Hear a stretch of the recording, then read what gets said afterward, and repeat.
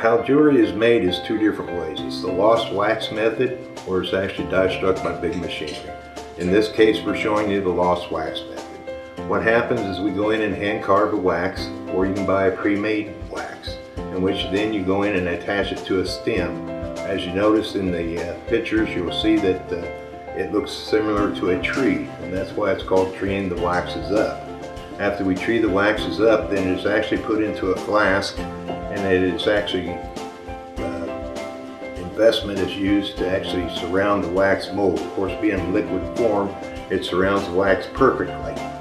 Then what happens, it hardens. After it hardens, we put it into the oven. In the oven, it's a 6-hour bake-out period, in which the wax melts out, leaving a perfect void of whatever the wax looked like. Then after a 6-hour bake-out period in the oven, we actually melt the gold and use a vacuum caster. As you notice is that molten gold is sucked right into the open cavity because of the vacuum. After the vacuum and after the actual casting, then you have to wait just a few minutes to actually submerge the flask in water. What happens then, this actually dissolves the investment, which allows you to pull out the finished piece. As you notice again, gold when it's first cast is not pretty. It has to be taken extra steps as far as polishing, acid stripping, and after that's done, then we're ready to actually set the stones. And after we set the stones, then you have a fine, unique piece that's one of a kind.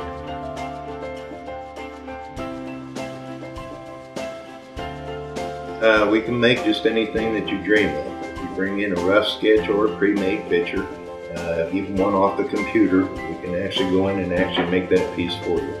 We make everything, from pendant to earrings to stick pins to rings. You think of it, we can make it.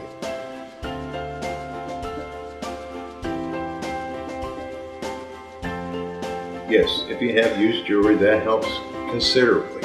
The reason why is because you've already got your initial investment in the piece. You've already got the gold or the silver. You already got the gemstones. So it cuts the cost considerably. Most of the time, if you furnish all the goods, it'll cost anywhere from $150 to $300 to actually for the new finished piece.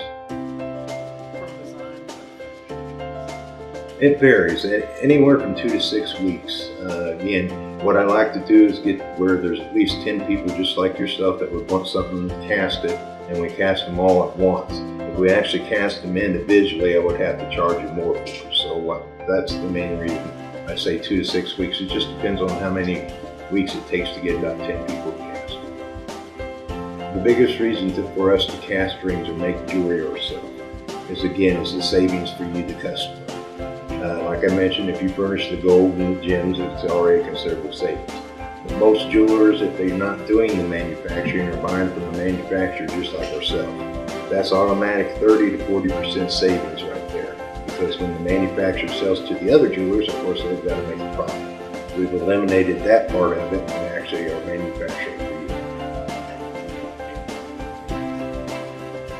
You can actually take yellow gold and swap it for white gold, or you can take white gold jewelry and swap it for yellow.